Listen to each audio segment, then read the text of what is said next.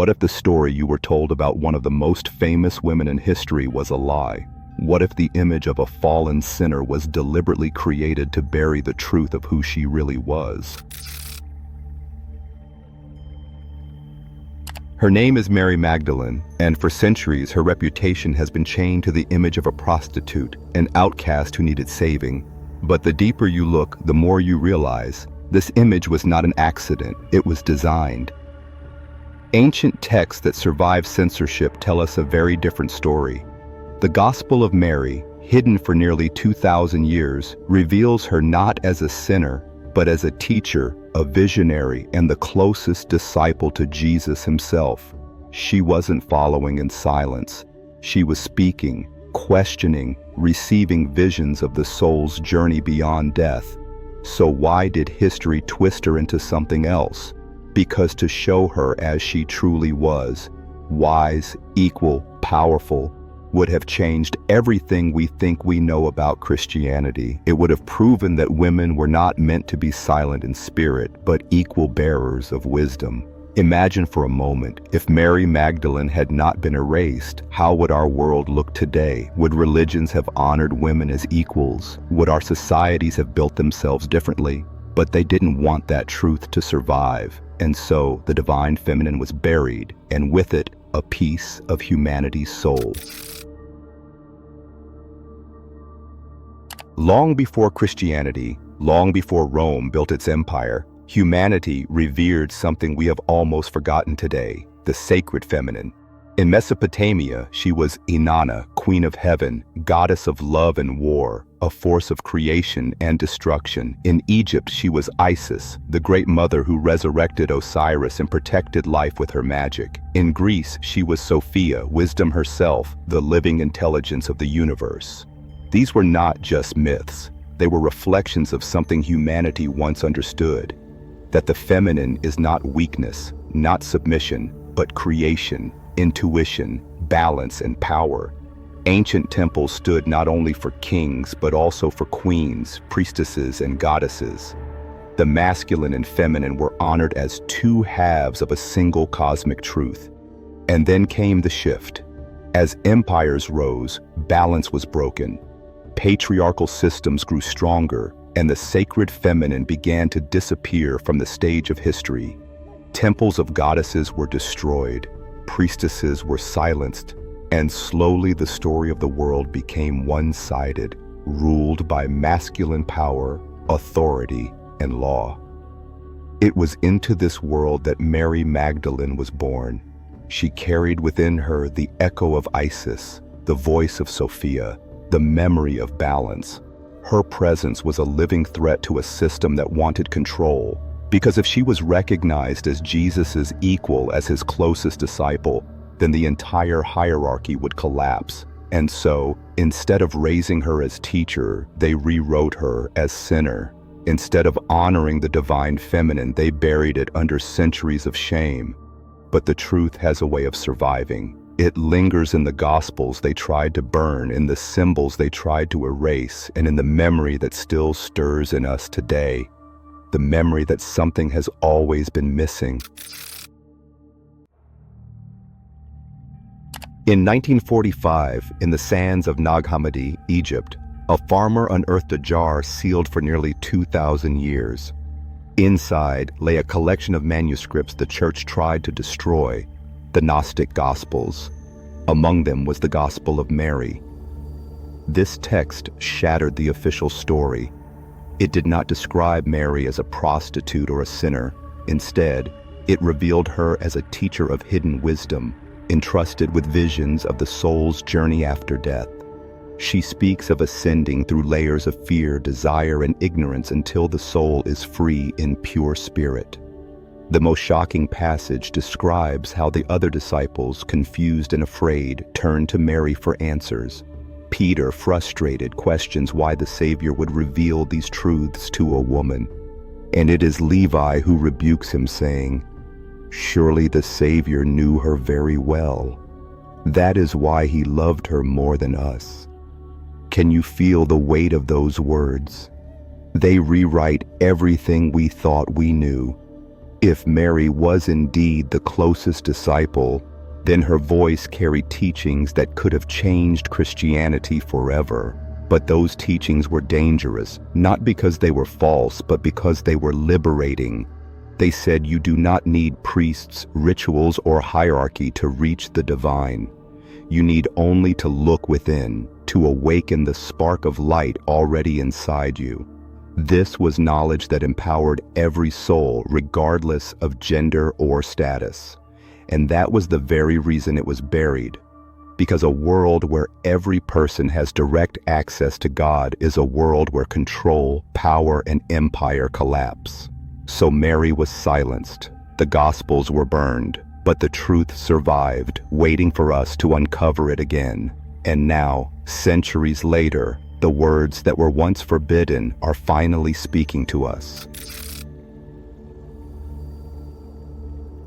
Why would an empire fear a woman? Why would a council of bishops work so hard to erase her name, twist her image, and bury her teachings? The answer is simple: power. Mary Magdalene did not just threaten the hierarchy because she was a woman. She threatened it because she carried the divine feminine, the half of spirituality that balances the masculine. If she stood as equal beside Jesus, the message of Christianity would not have been obedience to authority, but liberation through inner knowledge. It would have been balance, not control, and that was unacceptable to an empire built on hierarchy. So they reshaped her story. By labeling her a prostitute, they planted shame in her image. By erasing her gospels, they cut off her authority. By silencing the feminine, they created a religion where only men could hold power. The consequences were massive. For nearly 2,000 years, the sacred feminine was pushed underground. Women were excluded from priesthood. God was described only as Father, never as Mother. Spirituality became unbalanced, focused on law, authority, and control, while intuition, compassion, and embodiment were dismissed as weak. But here's the truth. When the feminine is repressed, the whole of humanity suffers. Psychology today calls it the suppression of the anima, the inner feminine present in both men and women. Without it, the masculine turns to domination, greed, and violence. And without the masculine, the feminine falls into chaos.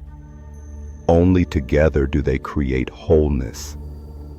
Mary Magdalene symbolized this wholeness. She was not simply a follower. She was a teacher of wisdom, a voice of balance, the living echo of Sophia herself. Silencing her wasn't just about controlling women. It was about controlling the soul of humanity. And for centuries that control shaped our world. But no truth can stay buried forever. The truth is, what was buried cannot stay hidden forever. Just as seeds sleep beneath the soil until the right season, the divine feminine has been waiting silently for the moment humanity was ready to remember. And now that season has come. Across the world, the forgotten voices are resurfacing. Scholars are translating the Gospel of Mary and the Nag Hammadi codices. Mystics are reclaiming the wisdom of Sophia, Isis, and Inanna.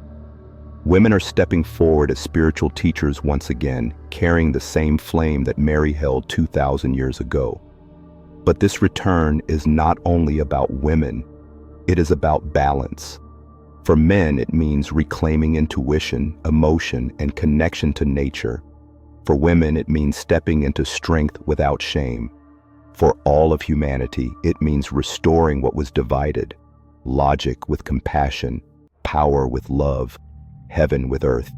Even modern science reflects this shift. Psychologists speak of the need to integrate the anima and animus, the feminine and masculine within. Neuroscience reveals that intuition, once dismissed as irrational, is actually the brain's ability to process information beyond logic. The very qualities once labeled weak are proving to be essential to human survival and evolution. When we speak of Mary Magdalene's return, we are not talking about a figure of the past. We are speaking of an energy rising again, the same Shakti the yogis described, the same Kundalini that coils at the base of the spine. It is the serpent fire, now returning to balance the world. For centuries, the world has been tilted too far into the masculine, domination, control, and disconnection. But balance is returning. The divine feminine is rising, and with it, a chance for humanity to heal its oldest wound. Mary's story is not just history, it is prophecy, and her return is happening now, through you, through me, through everyone willing to listen. For centuries, they told us a lie. They told us Mary Magdalene was a sinner. They told us her voice did not matter, that she was only a shadow in the story of men. But the deeper truth has survived, hidden in lost gospels, in symbols carved on temple walls, in whispers that refuse to die. Mary Magdalene was not the fallen woman. She was the teacher, the visionary, the one who carried the spark of the divine feminine into a world that tried to silence it. She was the balance to Christ's message, the mirror of Sophia, wisdom incarnate. Why did they bury her story? Because they feared it. They feared a humanity where men and women stand as equals in spirit. They feared a faith built not on control, but on direct experience of the divine. They feared the balance of power that the feminine would bring. But no truth stays buried forever. Today, the hidden gospels are speaking again.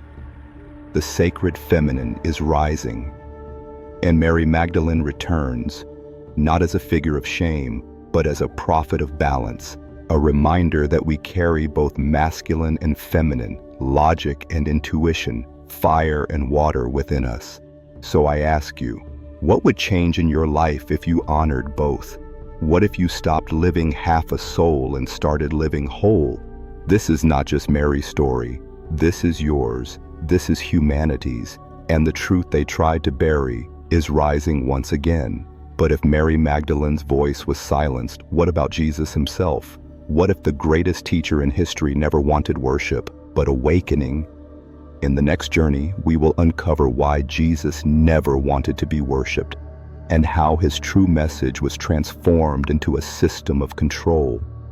The return of the divine feminine is only the beginning. The rest of the truth is still waiting. They buried Mary's truth because they feared her power. But she was not the only one. Even Jesus's real message was rewritten. He never wanted temples, idols, or worship. He wanted something far more dangerous to empire, your awakening. Click here to uncover why Jesus never wanted to be worshipped, and why knowing this changes everything.